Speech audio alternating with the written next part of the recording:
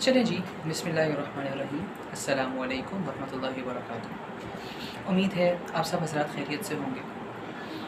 I wanted to address you guys for quite some time now, but somehow موقع نہیں مل پا رہا تھا. So there were a lot of topics that I wanted to talk about, but it couldn't be possible because I was unable to make a video or come live either and talk to you guys on the topics that I wanted to for some time now. So this video might be a bit long because کافی سارے topics ایسے ہیں جن پہ تھوڑا سا touch upon کیا جائے گا، but I try my level best to do it as sequentially as possible and in as coherent a manner as I can. So stick with me and ان شاء اللہ تعالیٰ it's gonna be effective. When we talk about ourselves, تو کہانی یہ ہے کہ ہم سب، میں ہوں، آپ ہوں، آپ کے ساتھی ہوں، آپ کے جاننے والے ہوں، ہو ایور اٹ از، ہم سب کسی نہ کسی طریقے کی ایڈکشن میں انوالوڈ ہیں. وہ ایڈکشن ضروری نہیں کہ حرام ہو، اور مختلف طریقے کی، ہر کسی کی اپنی اپنی ایک الگ طرح کی ایڈکشن ہو سکتی ہے. Some people might be addicted to pleasing اللہ سبحانہ و تعالیٰ، مثلاً یہ کہ وہ دوسروں سے نیک اعمال میں آگے بڑھنے کی کوششوں میں ایڈکٹیڈ ہو. بالکل وہ ان کی لگن ہی یہ ہو کہ ہم اپنے ارد گرد والوں سے نیکی کے کاموں میں آگے بڑھتے رہیں. Some people might be addicted to spending in the way of اللہ سبحانہ و تعالیٰ، ایک دوسرے سے بڑھ کے خیرات کرنے میں ایڈکٹیڈ ہوں. بہت اچھی ایڈکشنز ہیں، اللہ سبحانہ و تعالیٰ ہم سب کو بھی یہ ایڈکشن نصیب فرمائے، آمین. کچھ ایڈکشنز ایسی ہوتی ہیں جو حرام ہوتی ہیں.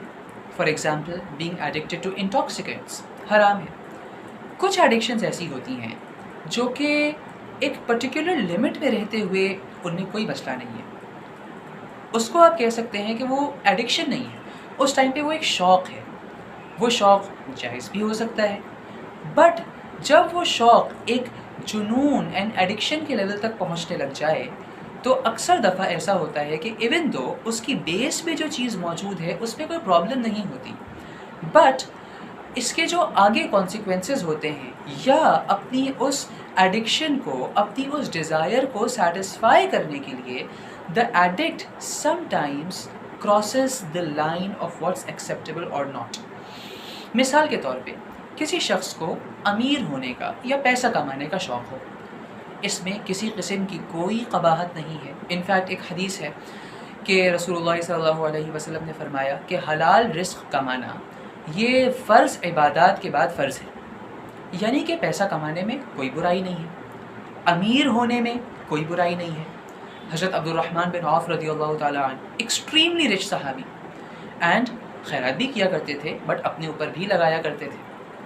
تو امیر ہونے میں کوئی پرابلم نہیں ہے، اپنی ویلتھ کو بڑھانے میں کوئی پرابلم نہیں ہے. لیکن اگر کسی شخص کو امیر ہونے کا اس حد تک جنون سوار ہو جائے کہ وہ اس کے لیے صحیح غلط کو دیکھنا ہی چھوڑ دے، تو ہاں یہ ایک ایڈکشن یا یہ ایک شوق، جس شوق میں ان اٹ سیلف کوئی برائی نہیں تھی، وہ اس کو گناہ کی طرف لے جائے گا.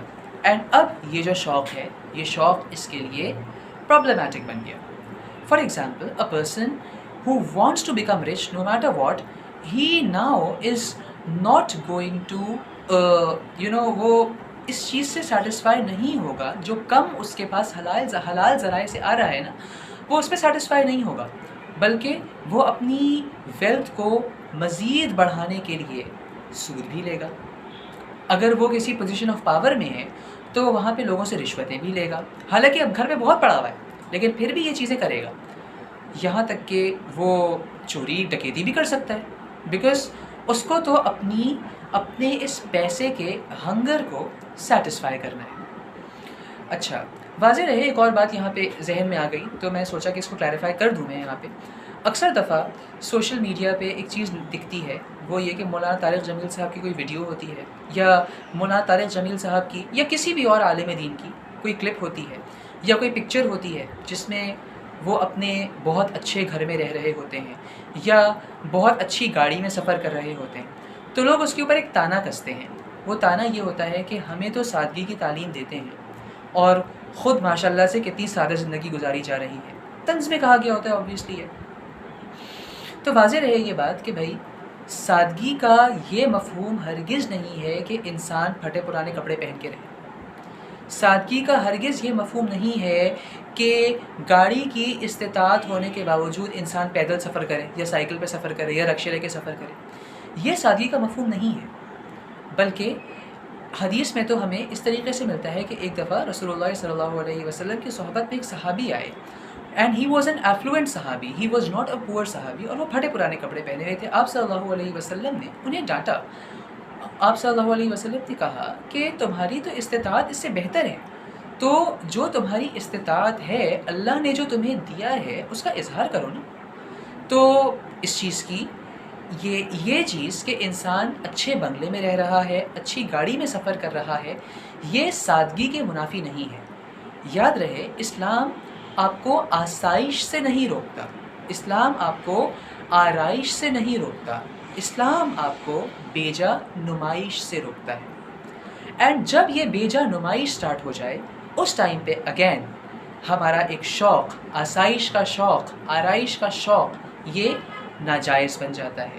یعنی کہ ایک جائز چیز ہمارے اپنے اعمال کی وجہ سے، ہماری اپنی نیتوں کی وجہ سے ناجائز کی طرف جا بھی سکتی ہے. اینڈ یہیں سے ہم اپنے ایک اور ٹاپک کی طرف موو کرتے ہیں. سیزن چل رہا ہے قربانی کا، لوگ اپنے قربانی کے جانور لے کے آ رہے ہیں. اللہ تعالیٰ ہم سب کی قربانیوں کو قبول فرمائے، اور جن کو اتنی استطاعت نہیں ہے کہ وہ قربانی کر سکیں، اللہ سبحانہ و تعالیٰ انہیں یہ استطاعت نصیب فرمائے کہ وہ اللہ سبحانہ و تعالیٰ کی راہ میں جانور قربان کریں اور ثواب دارین حاصل کریں. تو بات یہ ہے کہ بیسٹ کیا ہے کہ ہم اللہ سبحانہ و تعالیٰ کی راہ میں بیسٹ چیز قربان کریں، اینڈ اپنی استطاعت کے حساب سے اپنی جیب کو دیکھتے ہوئے جتنا اچھا جانور ہم خرید سکتے ہیں وہ جانور خریدا جائے اور اللہ سبحانہ و تعالیٰ کی راہ میں اس کی قربانی پیش کی جائے. تو انفارچونیٹلی ہوتا اکثر دفعہ یہ ہے، اب تو اس سال میں اس کا ٹرینڈ ذرا کم دیکھ رہا ہوں، کہ بعض لوگ ایسے ہوتے ہیں جن کے بڑے عالی شان جانور ہوتے ہیں اینڈ وہ اپنے جانوروں کی باقاعدہ ایگزیبیشن کرتے ہیں. یہ ایگزیبیشن جائز نہیں ہے. کیوں؟ بیکاز ہم نے اب کیا کیا، اپنے جانور کو جو کہ ہم نے خریدا قربانی کے لیے تھا، جو کہ ہم نے اس لیے خریدا تھا کہ اللہ کی راہ میں اسے ذبح کر کے ثواب حاصل کیا جائے، لوگوں کے سامنے اس جانور کی باقاعدہ پبلسٹی کر کے. دیکھیں ایک تو یہ ہے کہ لوگوں نے دیکھ لیا کہ یار اتنا اچھا اتنا بڑا سا خوبصورت جانور آیا ہوا ہے، وہ ایک الگ سے سیناریو ہے.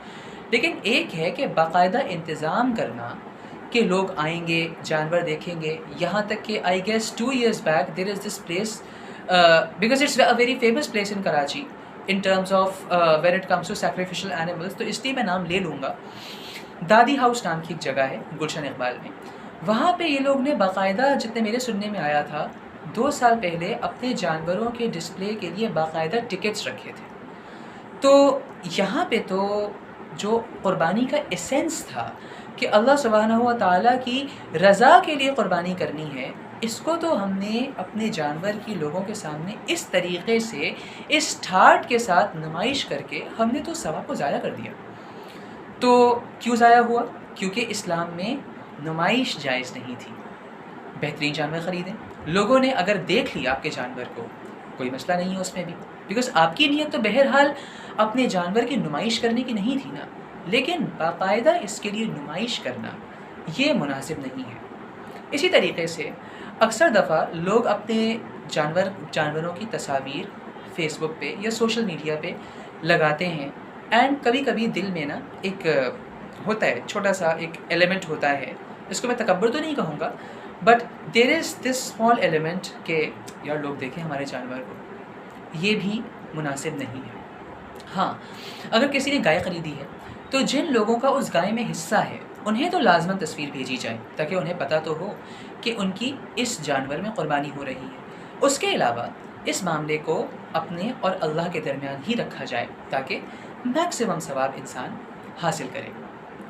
تو یہ ایک اور نشہ تھا، پیسے کا نشہ، جو کہ جب شوق کی حد تک ہو، جب اس شوق کو پورا کرنے کے لیے حلال اور حرام کی حدود پار نہ کی جا رہی ہوں، اس وقت تک یہ شوق بالکل بجا ہے. بشرط یہ کہ پیسہ بڑا مقصد نہ بن جائے زندگی کا، کہ انسان اپنی زندگی کا مقصد ہی پیسے کو بنا دے اینڈ آخرت سے غافل ہو جائے. یہ چیز آبویسلی مناسب نہیں ہے اور مسلمان کے شایان شان بھی نہیں ہے. اینڈ لائک وائز ایک اور نشہ ہے، وہ ہے شہرت کا نشہ. آئی ڈونٹ ایگزیکٹلی ریکال کہ یہ بات مجھے کس نے بتائی تھی. میرے ذہن میں 2 نام آ رہے ہیں. یا تو یہ مجھے بات ٹائم لینڈرز کے فاؤنڈر سلیمان احمد صاحب نے بتائی تھی، یا میں نے یہ بات مولانا عبدالستار صاحب کے لیکچر میں سنی تھی. مجھے ایگزیکٹلی یاد نہیں آ رہا کہ کس نے بتائی تھی مجھے، لیکن بہرحال ان حضرات میں سے کسی نے، یا ان کے علاوہ شاید کوئی اور ہو، انہوں نے مجھے یہ بات بتائی تھی کہ ان کی ایک دفعہ جنید جمشید رحمۃ اللہ علیہ سے ملاقات ہوئی اینڈ جو ٹاپک آف ڈسکشن چل رہا تھا وہ یہی ایڈکشنز چل رہی تھیں. یہ ٹاپک آف ڈسکشن چل رہا تو وہاں پہ کسی نے یہ بات کہی کہ شاید مطلب جس نے مجھے یہ بات بتائی تھی نا، انہوں نے ہی یہ بات کہی کہ پیسے کا نشہ بہت بری چیز ہے. تو جنید جمشید صاحب جو کہ ان کے ساتھ ہی بیٹھے ہوئے تھے، انہوں نے ان کا ہاتھ پکڑ کے کہا کہ صاحب، جو بھی وہ صاحب تھے، فار ایگزامپل سلیمان صاحب تھے، انہوں نے ہاتھ پکڑ کے کہا سلیمان صاحب میرے پاس بہت پیسہ بھی رہا ہے، بہت شہرت بھی رہی ہے، اور میں قسم کھا کے کہہ سکتا ہوں کہ پیسے کا نشہ شہرت کے نشے کے آگے کچھ نہیں. یعنی انسان شہرت کی خاطر وہ کچھ بھی کر سکتا ہے. تمام عجیب و غریب قسم کی حرکتیں ہو سکتی ہیں. اپنی عزت، اپنا وقار انسان بیچ دیتا ہے پیسے کی خاطر، اپنے بلیفس بیچ دیتا ہے، الٹی پھلٹی باتیں کرے گا. اینڈ آج تو مشہور ہونا بہت آسان بھی ہو گیا ہے، because social media has made everything so easy. It has made you so easily accessible and so easily presentable to the world that it's not really a big deal to become famous now. اس کی مثال یہ ہے جو ناجائز شہرت ہے، یہ بڑی کامن ہو چکی ہے. اس کی مثال یہ، آپ یوٹیوب پہ جائیے، آپ کو نہ جانے کتنے چینلز ایسے مل جائیں گے جہاں پہ مکمل قسم کے سینس لیس الٹے پھلٹے وظائف پڑے ہوئے ہوں گے. ابھی کچھ دن پہلے مائی فادر شیئرڈ وظیفہ with me which was a completely senseless وظیفہ. وہ یہ تھا کہ اگر آپ کو کہیں پہ تکلیف ہو تو سانس روک کے 12 دفعہ کہف کہف کہف لکھیں. Now this is so sense لیس کہ سانس روکنے کی بھائی یہ کیا بیسس ہے بھائی، سانس کیوں روکیں؟ اچھا چل ٹھیک ہے، ہو سکتا ہے سانس روکنے کا کچھ لاجک ہو بھی، لیکن کہف کہف لکھنے کا کیا تو کیا؟ کہف کا مطلب ہوتا ہے کیو، غار کو کہتے ہیں عربی میں کہف. تو کہف کہف کہف 12 دفعہ لکھنے سے آپ کو کون سا درد چلا جائے گا؟ تو یہ تو ایک ایگزامپل تھی. اس طریقے کے نہ جانے کتنے پڑے ہوئے ہوتے ہیں یوٹیوب پہ، اور نہ جانے کتنی آپ کو الٹی پھلٹی اس قسم کی کتابیں مل جائیں گی جہاں پہ ٹوٹلی سینس لیس قسم کے وظائف موجود ہوں گے، جو کہ نہ کسی حدیث سے ثابت ہوں گے، نہ قرآن سے ثابت ہوں گے، اور نہ کسی بزرگ کا باقاعدہ مجرب عمل ہوگا. بٹ شہرت کی خاطر یہ چیزیں آ رہی ہوتی ہیں، انووک چل رہی ہوتی ہیں، اینڈ چونکہ لوگوں کو نالج نہیں ہوتی تو لوگ اس کو بڑے اعتقاد سے سنتے ہیں اور اس کے مطابق عمل بھی کر رہے ہوتے ہیں. ویراز اس بندے نے جو یہ لگایا ہے، اس نے خود صرف شہرت کے لیے لگایا ہے. I remember listening to a بیان of مفتی طارق مسعود صاحب quite some time back. اس میں انہوں نے یہ بات کہی تھی کہ آج کے زمانے میں امیر ہونے کا یا کم از کم مشہور ہونے کا سب سے آسان طریقہ یہ ہے کہ انسان وظائف کی کتاب چھاپے اور اس کتاب میں نا خود بڑے بڑے مشکل وظیفے بنائے. مثال کے طور پہ اگر کوئی شخص سورہ فرقان کی آیت نمبر 44 وہ عصر سے لے کے مغرب کے درمیان میں ایک ٹانگ پہ کھڑا ہو کے پڑھے گا تو اس کو فلاں چیز مل جائے گی. لوگوں کی نیچر ایسی ہے کہ جتنا مشکل وظیفہ ہوگا نا اتنا وہ یہ سمجھیں گے کہ یار اس وظیفے میں واقعی کچھ دم ہے، اسی لیے اس کے اندر اتنی قیدیں لگائی گئی ہیں، حالانکہ اس کی کوئی حقیقت نہیں ہوگی. تو اس طریقے کی چیزیں انفارچونیٹلی چل رہی ہیں.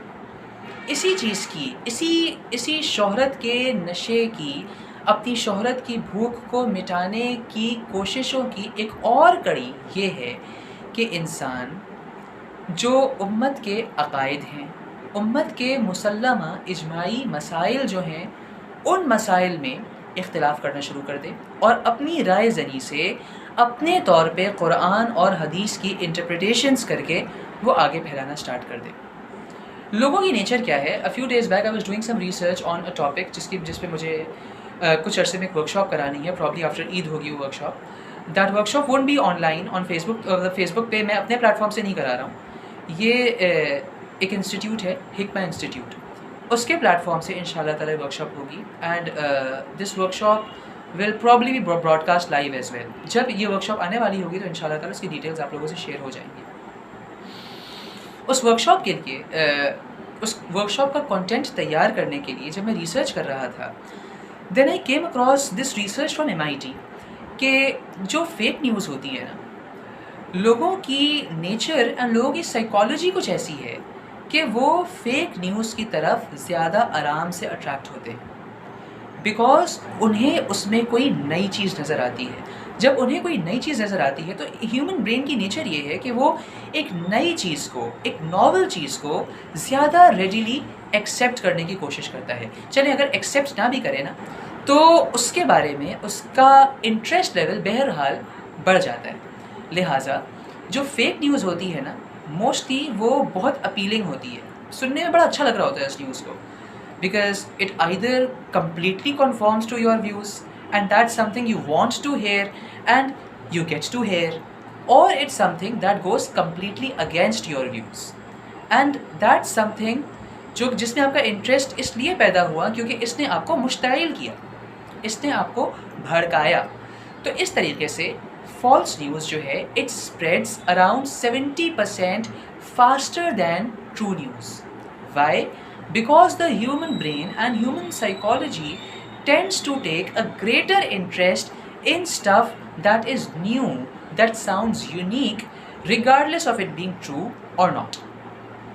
And that is the reason why fake news کے پھیلانے میں نا جو باٹس ہوتے ہیں, باٹس کا بہت کم رول ہے, بیکاز باٹ کی سائیکی نہیں ہے, سائیکی انسان کی ہے.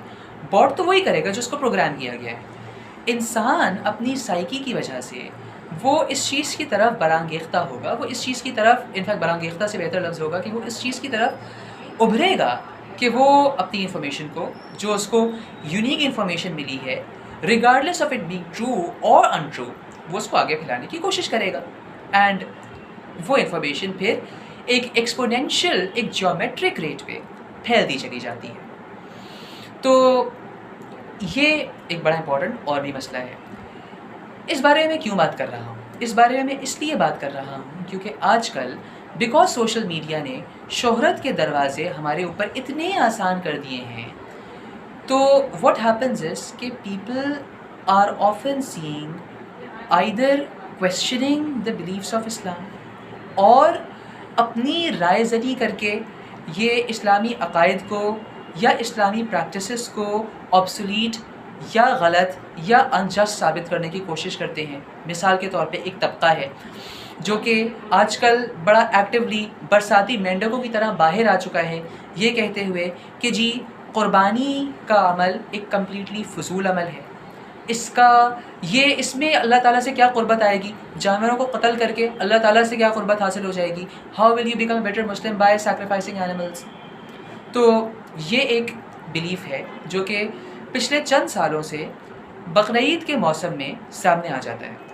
اینڈ انٹرسٹنگ بات یہ ہے کہ اس کو سال بھر کوئی پرابلم نہیں ہوتی کہ KFC, میکڈونلڈز یا جو دوسری اتنی بڑی بڑی کمپنیز ہیں یہ سال بھر جانوروں کو قتل کر رہی ہیں اور اپنی بزنسز اس کے ذریعے چلا رہی ہیں.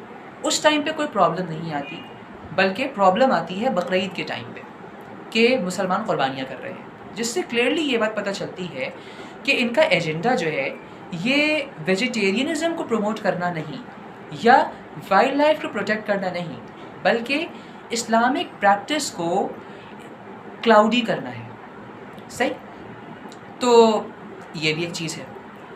حالانکہ اس کو میں کلیریفائی کر دوں اس بات کو کہ دیکھیے جو قربانی کا عمل ہے نا یہ تمام فقہا کے نزدیک ثابت ہے. ہاں, امام شافعی رحمۃ اللہ علیہ اینڈ ان کے جو فالوورز ہیں وہ کہتے ہیں کہ قربانی کا عمل سنت موقدہ ہے, یعنی کہ اگر کسی شخص کے پاس استطاعت ہے کہ وہ قربانی کر سکے تو اٹس ریکمینڈڈ کہ وہ قربانی کرے. اینڈ لہٰذا امام شافعی کے فالوورز کی کتابوں میں امام شافعی کے اس موقف کی دلیل میں ہمیں جو حدیث ملتی ہے وہ رسول اللہ صلی اللہ علیہ وسلم کی یہ حدیث ہے کہ آپ نے فرمایا کہ تم میں سے جو شخص استطاعت پائے اسے چاہیے کہ وہ قربانی کرے. اینڈ دیر فور اس حدیث کے الفاظ جو ہیں یہ ریکمنڈیشن کے الفاظ ہیں نا. اینڈ دس شوافع سے کہ قربانی سنت موقدہ ہے، کر لیں اچھی بات ہے. احناف سے یعنی کہ امام ابو حنیفہ رحمۃ اللہ علیہ کے جو فالوورز ہیں وہ کہتے ہیں کہ قربانی واجب ہے. ہماری دلیل کیا ہے؟ احناف کی دلیل کیا ہے؟ احناف کی دلیل بھی حدیث سے ثابت ہے.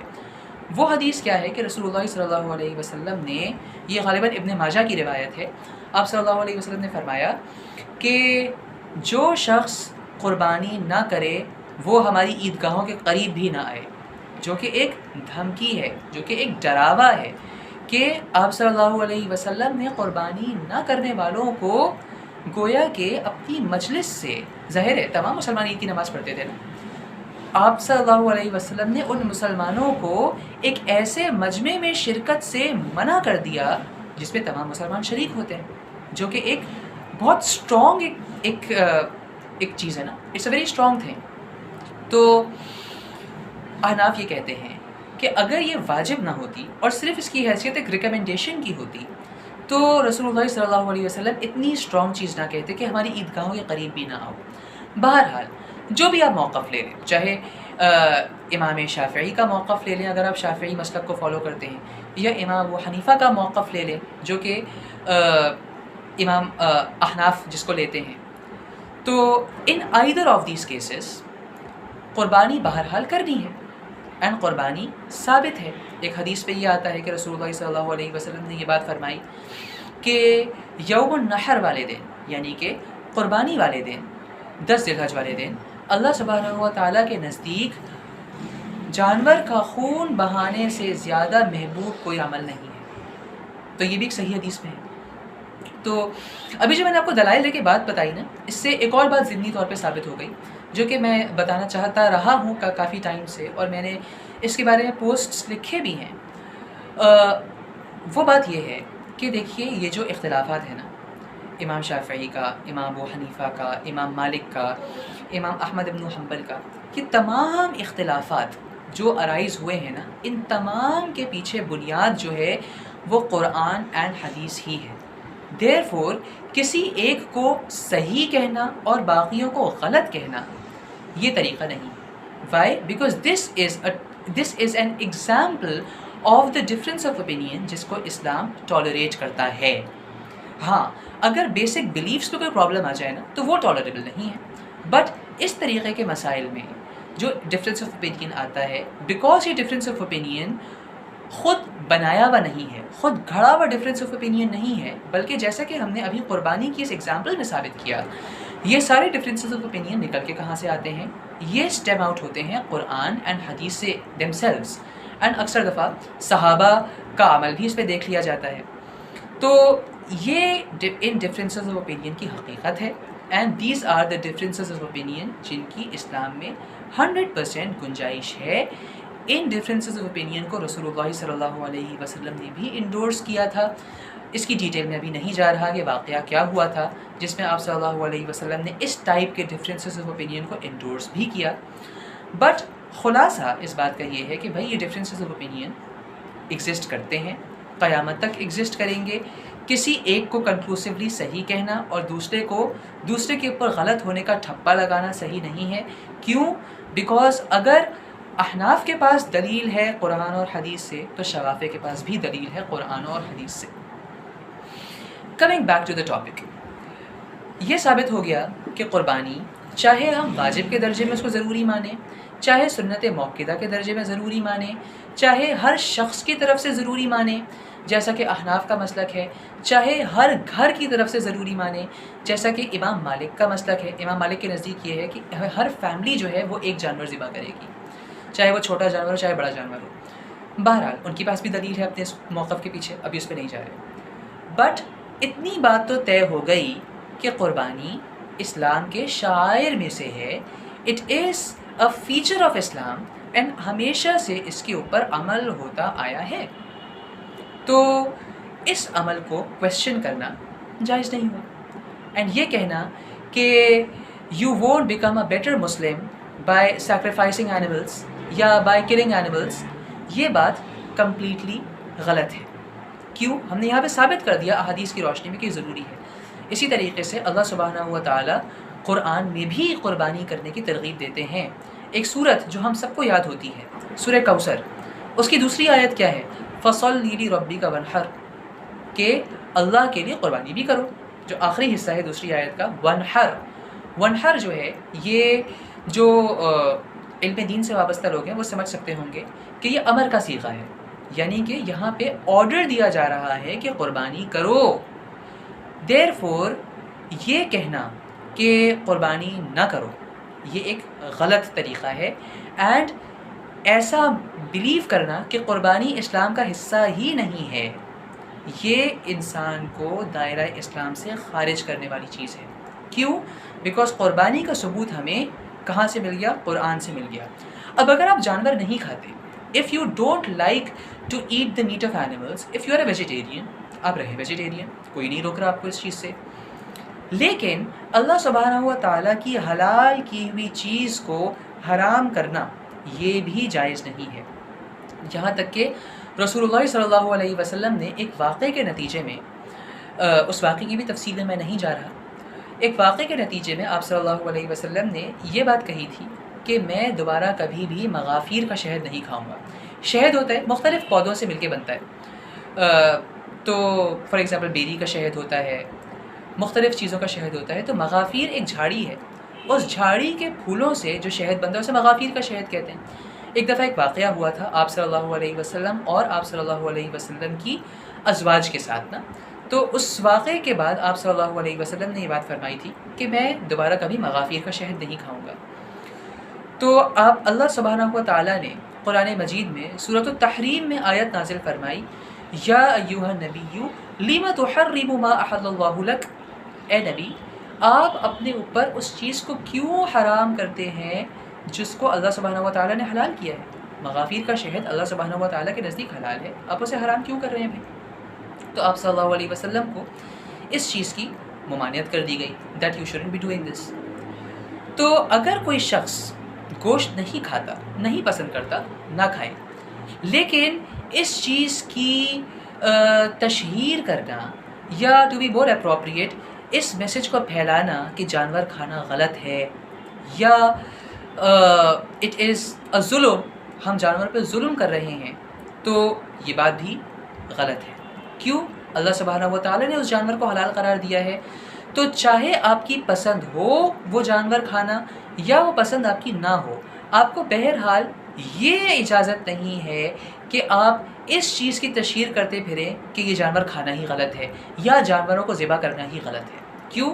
کیونکہ جس چیز کو اللہ تعالیٰ نے حلال قرار دیا ہے اس چیز کو ہمیں کوئی اتھارٹی حاصل نہیں کہ ہم اسے حرام قرار دیں. یا جس چیز کو رسول اللہ صلی اللہ علیہ وسلم کی احادیث سے جس چیز کی ممانعت ہمیں پتہ چلتی ہے، ہم اس چیز کو اپنے اوپر حرام قرار دیں، یا ممانعت پتہ چلتی ہے اس کو حلال کریں، یا جس چیز کی حلت پتہ چلتی ہے اس کو حرام کریں. ہمیں اس چیز کی اتھارٹی نہیں ہے. کیوں؟ کیونکہ اللہ سبحانہ و تعالیٰ قرآن میں فرماتے ہیں، آیت کی اللہ کرے عربی بھی ذہن میں آ جائے مجھے، بہرحال شاید کا مفہوم یہ ہے کہ اللہ سبحانہ و تعالیٰ اور اللہ کا نبی جب کسی چیز کا امر کر دے، کسی چیز کا حکم کر دے، تو مسلمان مردوں اور عورتوں کو اس بارے میں اپنی رائے زنی کرنے کا کوئی اختیار نہیں ہے. یعنی کہ اللہ اینڈ اللہ کے رسول کا جو ورڈ ہے that is going to be the final verdict. اب اگر کوئی شخص قربانی کا گوشت نہیں کھاتا تو نہ کھائے، صدقہ کر دے اسے، جائز ہے اس کے لیے، بالکل ایسا کرنا جائز ہے. لیکن یہ کہنا کہ قربانی کا فعل ہی غلط ہے، یہ تو قربانی کی اسپرٹ کے بھی اگینسٹ جاتا ہے.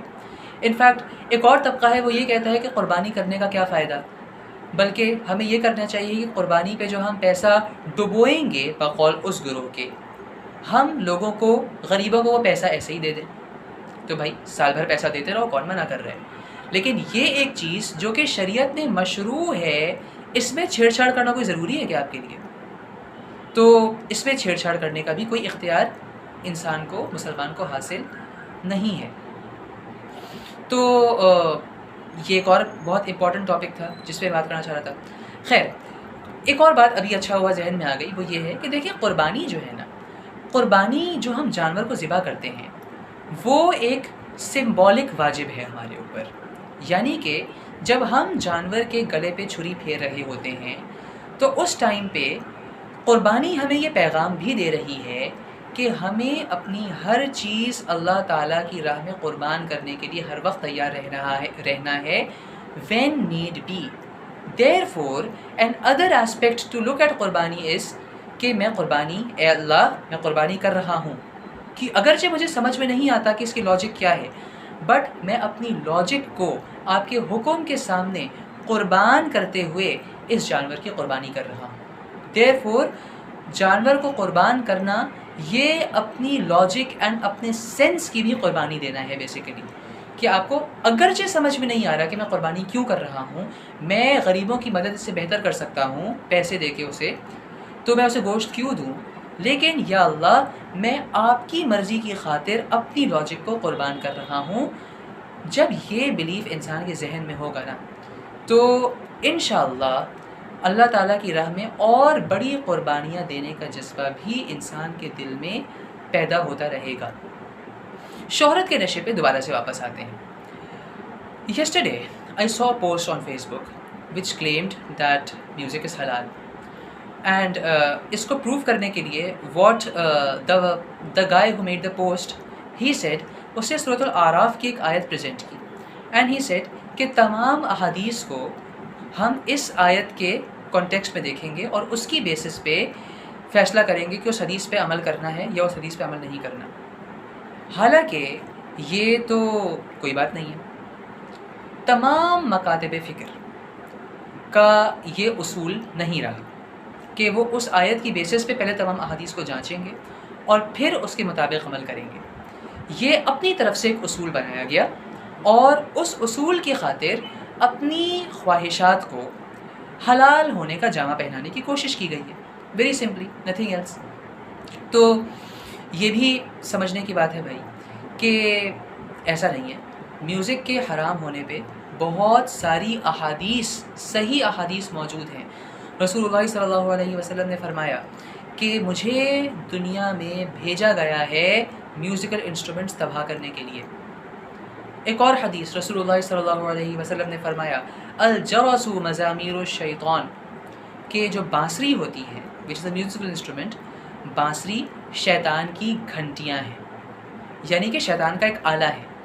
بانسری ایک سمبل ہو گیا ایک میوزیکل انسٹرومنٹ کا، جس کے ذریعے سے، جس کے تحت تمام میوزیکل انسٹرومنٹس ان اے وے آ جاتے ہیں، کہ میوزیکل انسٹرومنٹس کے ذریعے سے شیطان لوگوں کے دلوں میں گھر کرتا ہے۔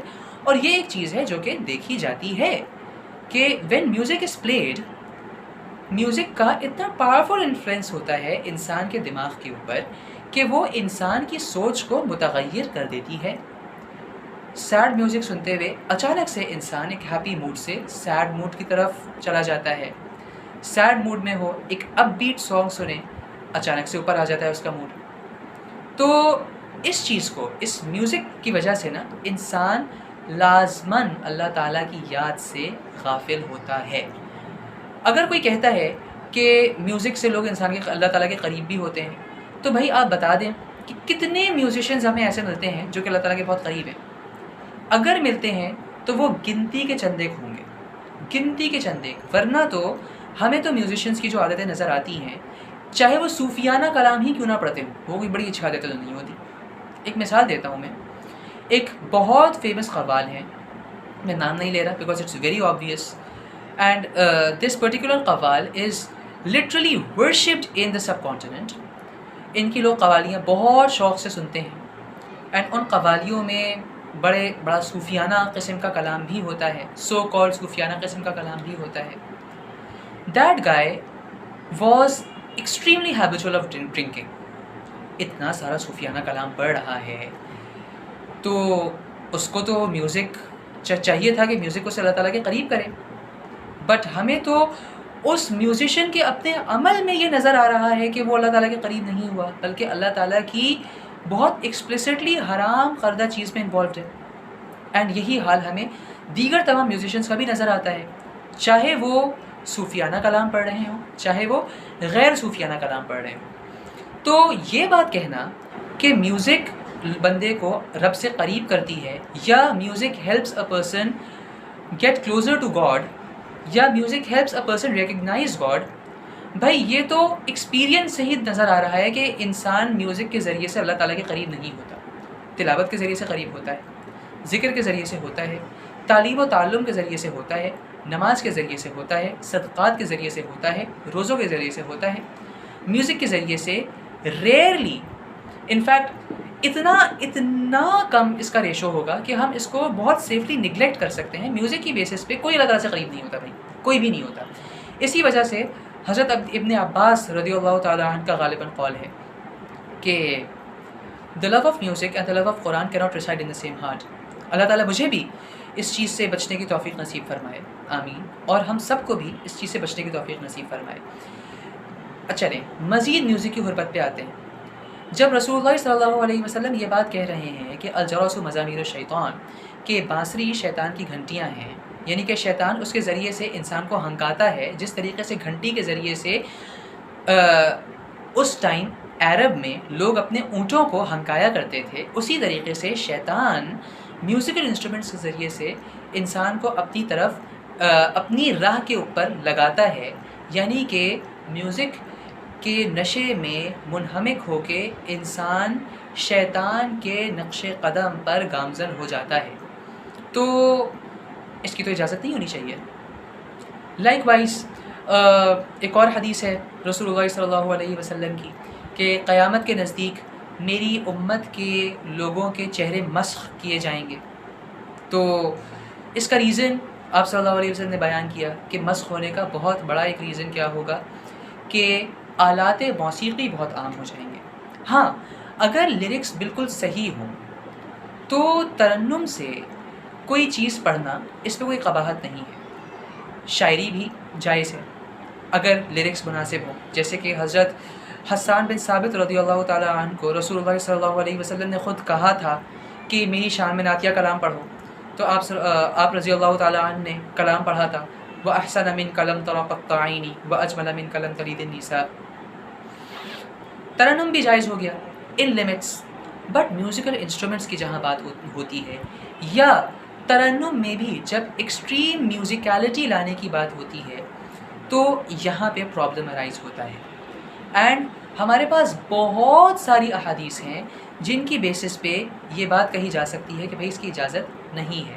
اچھا، اب لوگ ایک دلیل پیش کرتے ہیں اس کے جواب میں کہ ایک دفعہ عید کا موقع تھا تو مسجد نبوی میں کچھ بچیاں آئی تھیں، وہ میوزیکل انسٹرومنٹس پلے کر رہی تھیں، وہ گا بجا رہی تھیں. حضرت ابوبکر غصہ ہو گئے کہ مسجد میں اس طریقے کے کام ہو رہے ہیں. تو آپ صلی اللہ علیہ وسلم نے کہا کہ رہنے دو، عید کا دن ہے، کرنے دو انہیں. تو اس چیز کو لوگ دلیل کے طور پہ پیش کرتے ہیں کہ رسول اللہ صلی اللہ علیہ وسلم کے نزدیک میوزک حرام نہیں تھی، اس لیے آپ نے لڑکیوں کو ہی کرنے دیا. تو بھائی سمپل سا اس کا جواب یہ ہے کہ اگر وہ لڑکیاں کوئی انسٹرومنٹ پلے کر رہی تھیں تو پہلی بات یہ کہ وہ ٹپیکل انسٹرومنٹ ہو ہی نہیں سکتا، کیونکہ ہمیں جتنی احادیث ملتی ہیں میوزیکل انسٹرومنٹس کے خلاف، تو یہ امیجن کرنا کہ آپ صلی اللہ علیہ وسلم میوزیکل انسٹرومنٹ کی اجازت دیں گے، یہ آپ صلی اللہ علیہ وسلم کی شان سے بعید ہے. بلکہ وہ لڑکیاں کیا پلے کر رہی تھیں اس بارے میں علماء کہتے ہیں کہ وہ ایسی چیز کے ذریعے سے میوزیکل نوٹس یا ردم، ٹو بی مور ایکوریٹ، ردم پروڈیوس کر رہی تھیں جو کہ میوزک کے لیے نہیں بنی. مثال کے طور پہ وہ چمچے کھنکھنا رہی ہوں یا گلاس کو کلینگ کر کے آواز نکال رہی ہوں، اس چیز کی پھر کسی حد تک اجازت دی جا سکتی ہے. لیکن جو انسٹرومنٹس سرے سے میوزک کے لیے بنے ہیں، ہمارے پاس صحیح احادیث موجود ہیں کہ ان کی اجازت نہیں ہے. ان احادیث کے کیس میں جب ہمارے پاس میوزک کی حرمت پہ اتنی ساری احادیث موجود ہیں، تو ایک آیت کی اپنی مرضی سے تشریح کر کے میوزک کو حلال قرار دینا یہ کسی طریقے سے جائز نہیں ہے، اور یہ اللہ کے رسول کی حرام کی ہوئی چیز کو اپنی مرضی سے اینڈ اپنی خواہش کو تسکین دینے کے لیے اینڈ امت کے ایک ایسے مسئلے کو جس پہ امت آلموسٹ متفق چلی آئی ہے ہمیشہ سے، اس چیز سے اپنے آپ کو ڈیوینٹ دکھانا ہے تاکہ شہرت ملے. یہی بات ہے نا، اور کیا کہا جا سکتا ہے. امت سوائے چند ایک فتاوا کے چند فتاوا موجود ہیں، اور ان چند فتاوا کے بھی نو میٹر کتنے بڑے عالم دین کے کیوں نہ ہوں، امت کے باقی تمام لوگ جب اس بات پہ متفق ہیں کہ میوزک کی گنجائش نہیں ہے، تو ان چند علماء کے اوپینینز کو بھی خاطر میں نہیں لیا جائے گا، بلکہ کسے دیکھا جائے گا؟ اوبیسلی میجورٹی کو دیکھا جائے گا. اینڈ میجورٹی کلیم کیا کر رہی ہے کہ میوزک کی اجازت نہیں ہے. تو یاد رکھیے گا یہ بات کہ ہمیں بہت یہ بڑا خطرناک ٹائم چل رہا ہے، ان دا سینس کہ لوگ اپنی شہرت کے نشے میں آ کے اکثر دفعہ بہت کنونسنگلی بہت ساری ایسی باتیں بھی کہیں گے جو کہ حلال نہیں ہیں، انہیں حلال بنا کے پریزنٹ کیا جائے گا. ہمیں بہت اویئر رہ کے چلنا ہے اس سے. کچھ دن پہلے I was preparing for my exams, تو I was in a library میں ایک کتاب تھی، وہ نکالی میں نے، حدیث کی کتاب تھی. پیج کھولا، اتفاق سے اللہ تعالیٰ کا کرنا ہی ایسا تھا کہ ایک صحیح بخاری کی روایت کھلی، اور وہ روایت یہ تھی کہ اگر تمہیں کوئی شخص ایسا دکھے، میں مفہوم بتا رہا ہوں اس روایت کا، اگر تمہیں کوئی شخص ایسا دکھے جو کہ کوئی بالکل نئی قسم کی بات کہہ رہا ہے جو کہ پہلے کبھی which has not been heard of before, تو وہ بات غلط ہوگی. تو آج تک یہ بات جب مسلم چلی آئی ہے کہ میوزک جائز نہیں ہے، اینڈ اچانک سے ایک صاحب ایک آیت بیچ میں لے کے آتے ہیں اور کہتے ہیں کہ اس آیت کی روشنی میں ساری احادیث کو جج کیا جائے گا، اینڈ جو حدیث اس آیت کی روشنی میں نہیں بیٹھتی اس حدیث کو ریجیکٹ کر دیا جائے گا. حالانکہ قرآن کی وہ آیت جو ان صاحب نے سورہ اعراف کی پیش کی تھی، ہم اس کے جواب میں قرآن کی بہت ساری اور آیتیں بھی تو پیش کر سکتے ہیں.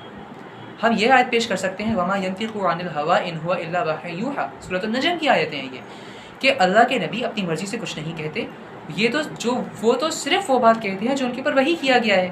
یعنی کہ احادیث جو رسول اللہ صلی اللہ علیہ وسلم کے فرامین ہیں، وہ تو خود وحی کی ایک ٹائپ ہے، وحی غیر مطلوع جسے کہتے ہیں، یعنی کہ اس کی تلاوت نہیں کی جاتی بٹ اس کا مفہوم من جانب اللہ ہی ہے. ایک اور حدیث، ایک اور آیت سورۃ النساء کی، من یطع الرسول فقد اطاع اللہ، جس نے رسول کی اطاعت کی وہ اللہ کی اطاعت کرے گا. تو اس ایک آیت کی بیسس پہ، جس میں اس آیت کا مفہوم یہ ہے کہ اللہ تعالیٰ نے تمام ان چیزوں کو حرام کیا ہے جن میں امورالٹی کی طرف شخص جاتا ہے وغیرہ وغیرہ، اس طریقے امورالٹی بیسک وہاں پہ انہوں نے آئیڈیا اٹھایا ہے. ٹھیک ہے، کہ جو چیز امورل ہے اللہ نے اسے حرام کیا ہے. تو اس آیت کی بیسس پہ ہم نے یہ خود ہی ڈیسائیڈ کر لیا اپنی مرضی سے کہ میوزک جو ہے وہ امورل نہیں ہوتی، حالانکہ احادیث بتا رہی ہیں کہ میوزک امورل ہے. جب رسول اللہ صلی اللہ علیہ وسلم نے کہہ دیا کہ الجرس مزامیر الشیطان، اینڈ شیطان تو سراسر ہے ہی بدکاری اینڈ امورالٹی، تو میوزک میں کہاں سے مورالٹی کا ایسپیکٹ نکالا جا رہا ہے؟ تو یہ اپنی خواہشات کو سیٹسفائی کرنے والی باتیں ہیں، ان کا کوئی تعلق نہیں ہے اسلام کے مسلمہ عقائد سے. اللہ تعالی ہم سب کو ان پیدا ہونے والے فتنوں سے ہماری حفاظت فرمائے. ابھی قربانی کا سیزن آنے والا ہے، اللہ سبحانہ و تعالی ہم سب کی قربانیوں کو قبول فرمائے، اینڈ ہم سب کو دین کی صحیح سمجھ عطا فرمائے اور اس کے مطابق عمل کرنے والا بنائے. وآخر دعوانا الحمدللہ.